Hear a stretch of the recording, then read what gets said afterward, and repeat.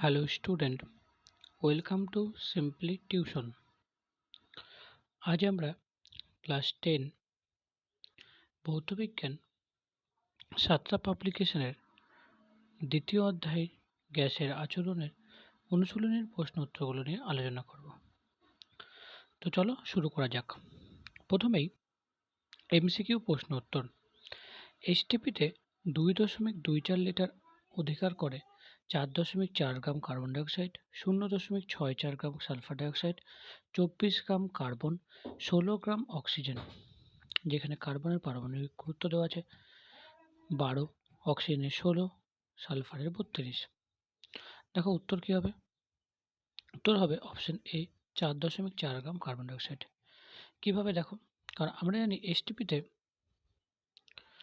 22.4 litre আয়তন অধিকার করে 44 গ্রাম কার্বন ডাইঅক্সাইড।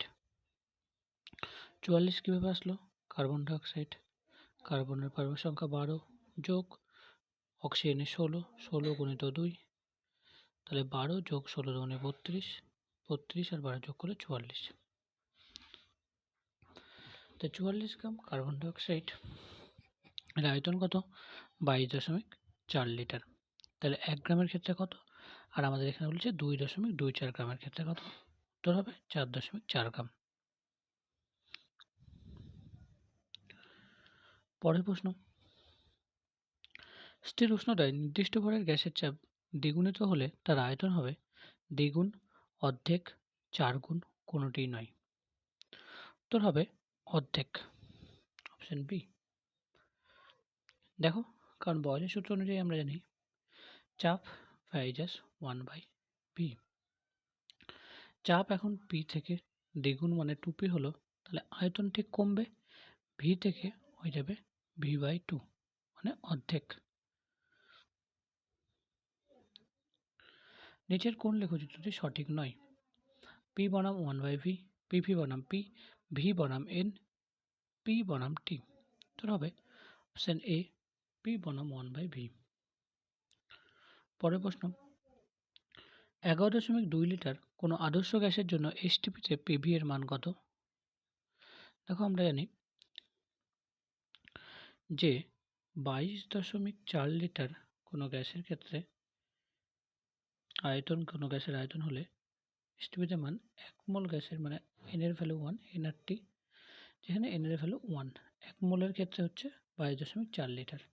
তাহলে এর অর্ধেক আছে 22.4 এর অর্ধেক 11.2, তাহলে এর অর্ধেক হলো 0.58টি। পরের প্রশ্ন, কোনটি চাপের এসআই একক?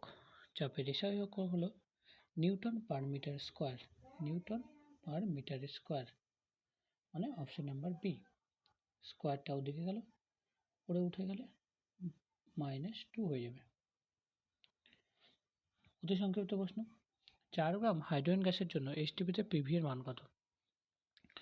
দেখো, হাইড্রোজেনের পারমাণবিক গুরুত্ব 1, তাহলে হাইড্রোজেন মানে H2, H2 মানে 2 গুণিত 1 আর 2 গ্রাম।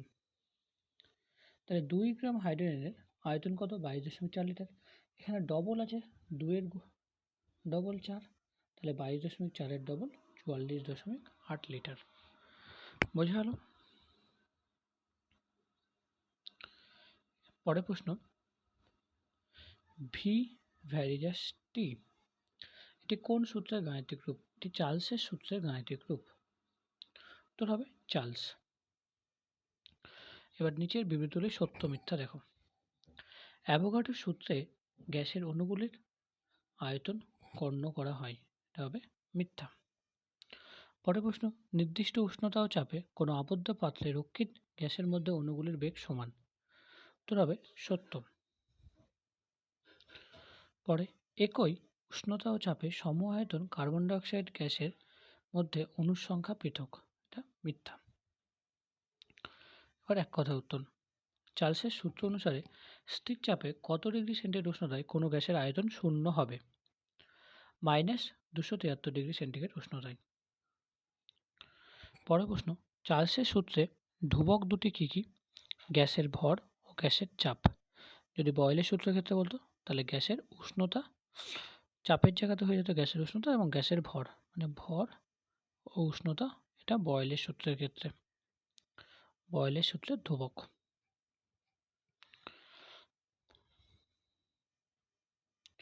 এসটিপিতে কত গ্রাম নাইট্রোজেন গ্যাসের আয়তন ও চাপের গুণফল 224 লিটার অ্যাটমসফিয়ার।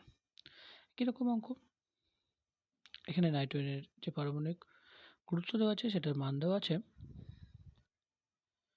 14।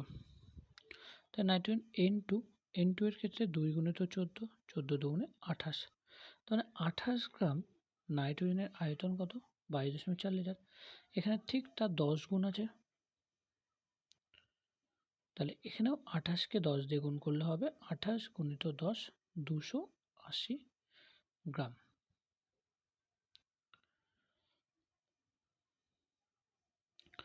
পরের প্রশ্ন, 30 ডিগ্রি সেন্টিগ্রেড ও 300K এর মধ্যে কোনটি উচ্চতর?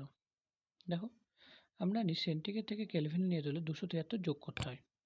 তাই 30 ডিগ্রি সেন্টিগ্রেড মানে কত ডিগ্রি কেলভিন? 30 যোগ 273 মানে যোগ করলে 303 কেলভিন, 303 কেলভিন। আর আরেকটা বলেছে 300 কেলভিন, তাহলে বড় 303, তাহলে উত্তর হবে 30 ডিগ্রি সেন্টিগ্রেডটা উচ্চতর। পরের প্রশ্ন, গ্যাসের উষ্ণতা বৃদ্ধিতে অণুগুলির বেগের কি পরিবর্তন হয়? অণুগুলির গতিশক্তি বৃদ্ধি পায়। বয়েলের সূত্র অনুসারে অপরিবর্তিত উষ্ণতায় নির্দিষ্ট ভরের কোনো গ্যাসের চাপ ও আয়তনের মধ্যে সম্পর্কটি কি? ব্যস্তানুপাতিক। এসটিপিতে 1 লিটার হাইড্রোজেন গ্যাস ও 4 লিটার কার্বন ডাইঅক্সাইড গ্যাসে উপস্থিত অণু সংখ্যার অনুপাত কত? 1:4। চার্লসের সূত্র অনুসারে ভি বনামটি লেখচিত্রের প্রকৃতি কি? মূল বিন্দুগামী। এবার স্তম্ভ মিলাতে হবে বাম পক্ষের সঙ্গে ডান স্তম্ভ। দেখো বাঁদিকে কি কি অপশন আছে? -273 ডিগ্রি সেন্টিগ্রেড উষ্ণতা, পিভি ইকুয়াল টু 8T, এসটিপিতে 1 মোল সকল গ্যাসের আয়তন, জলীয় বাষ্পের বাষ্প ঘনত্ব। ঠিক আছে, গ্যাসের সমীকরণ, গ্যাসের আয়তন 0, 9, 22.4 লিটার। তাহলে -273 ডিগ্রি সেন্টিগ্রেড উষ্ণতায় কোনো গ্যাসের আয়তন 0 হয়, একটু আগে আমরা দেখেছি। তাহলে এ হয়ে যাবে 2। B, PV equal to 8T, এটা কি গ্যাসের সমীকরণ, তাহলে বি হয়ে যাবে 1। সি, এসটিপিতে 1 মোল সকল গ্যাসের আয়তন কত? 22.4 লিটার, তাহলে সি এরটা হয়ে যাবে 4। আর জলীয় বাষ্পের বাষ্প ঘনত্ব 9, তাহলে ডি হয়ে যাবে 3। তাহলে A2, B1, C4, D3। Thank you.